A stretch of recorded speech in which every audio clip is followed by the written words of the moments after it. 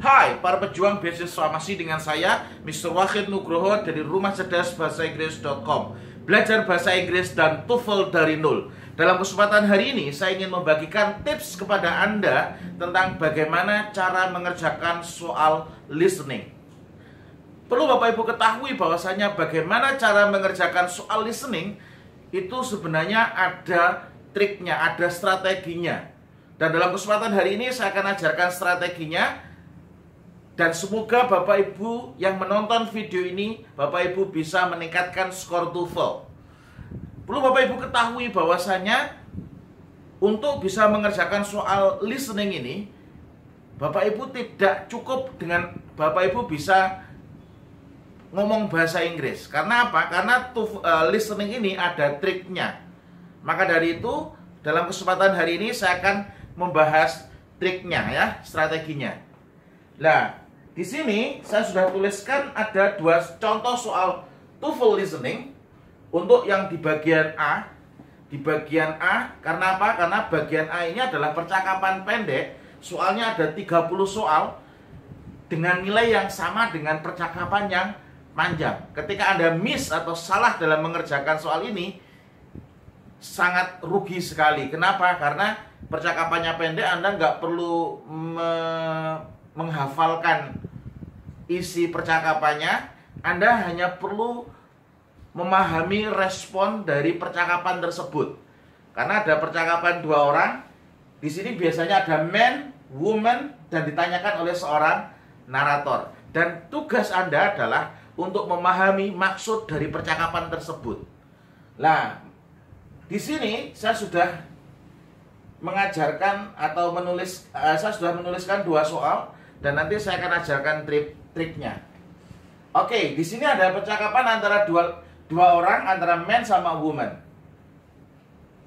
Man seorang laki-laki mengatakan, I can't believe the news that I heard about the concert. Woman merespon, well, it isn't impossible for the concert to take place. Nah, kemudian narator menanyakan, what does the woman say about the concert? Di percakapan ini, Bapak Ibu perlu mengetahui triknya, strateginya adalah dalam percakapan ini ada dua bentuk negatif ya, atau yang disebut dengan double negatif atau dua bentuk kalimat negatif. Kalimat negatif pertama di sini adalah kata isn't. Yang kedua ada kata impossible. It isn't impossible for the concert to take place. Nah, kalau dalam bahasa Indonesia ini sangat sederhana sekali Bapak Ibu. Di sini, ya, it is not impossible. Itu tidaklah tidak mungkin. Oke, rumusnya adalah di sini, apabila ada dua kalimat negatif ketemu dengan negatif sama dengan positif. Negatif ketemu dengan negatif sama dengan positif. It isn't impossible. Tidaklah tidak mungkin. Kalau tidaklah tidak mungkin, berarti itu adalah mungkin ya. It is not impossible for the concert to take a place. What does the woman say about the concert?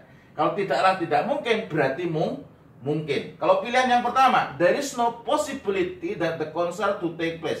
There is no possibility, tidak mungkin konser itu berlangsung. Itu salah. Jawaban A ini salah. The concert will definitely not take place.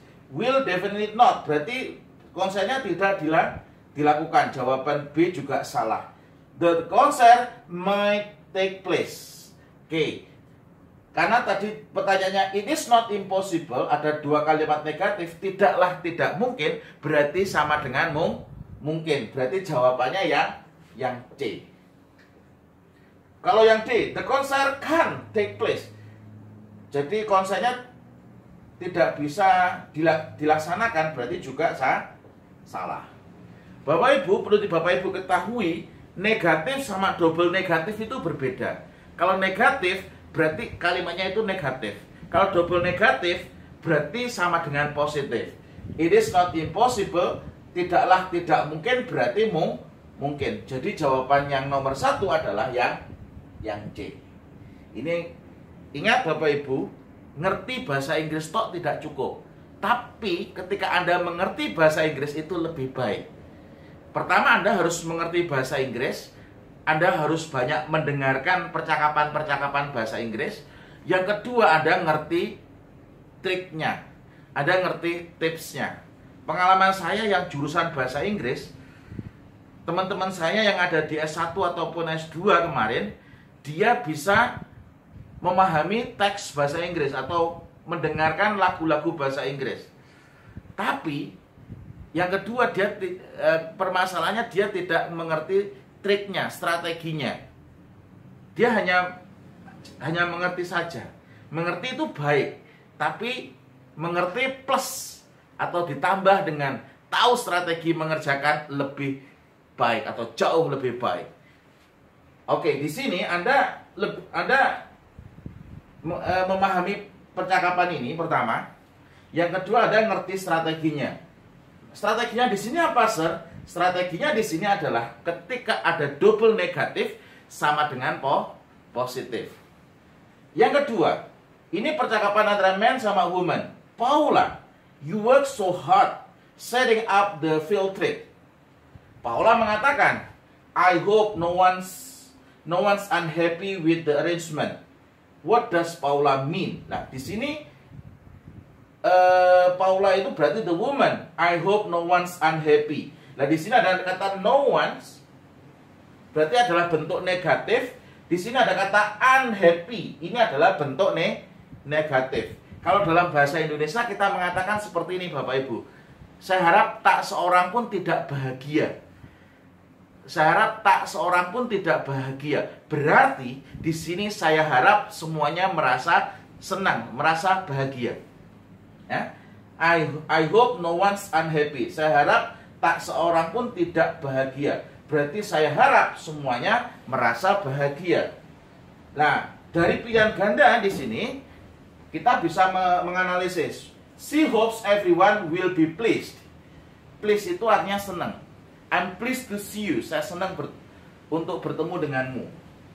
Oke, jawabannya yang A. Ini jawabannya yang A.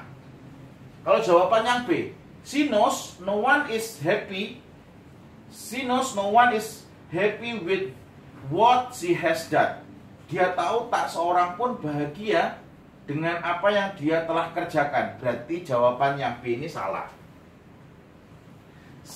She is arranged to take a trip because she is unhappy. Oh, dia tidaklah tidak bahagia, tapi dia merasa bahagia itu. To take a trip because she is unhappy. Paula berarti tidak bahagia. Oh, tidak di sini. Yang nomor C jawabannya salah. Yang D, everyone's happy with the condition of the field trip. Everyone's happy with the condition of field trip. Ini juga salah. Kenapa?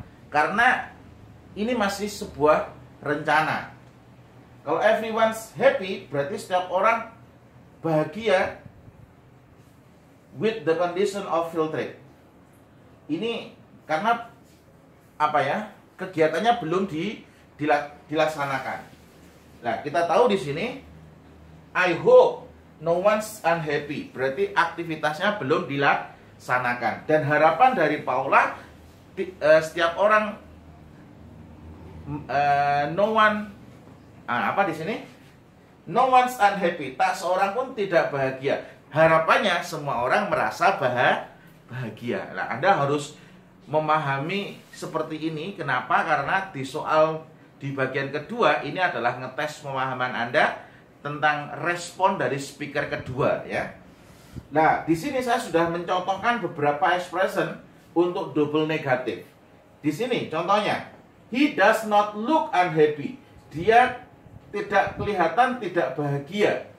Kalau he does not look, dia tidak kelihatan tidak bahagia. Berarti sama dengan, ini ada kalimat doesn't, ini kalimat negatif, ini ketemu dengan kalimat negatif sama dengan kalimat positif. He does not look unhappy. Dia tidaklah kelihatan tidak bahagia.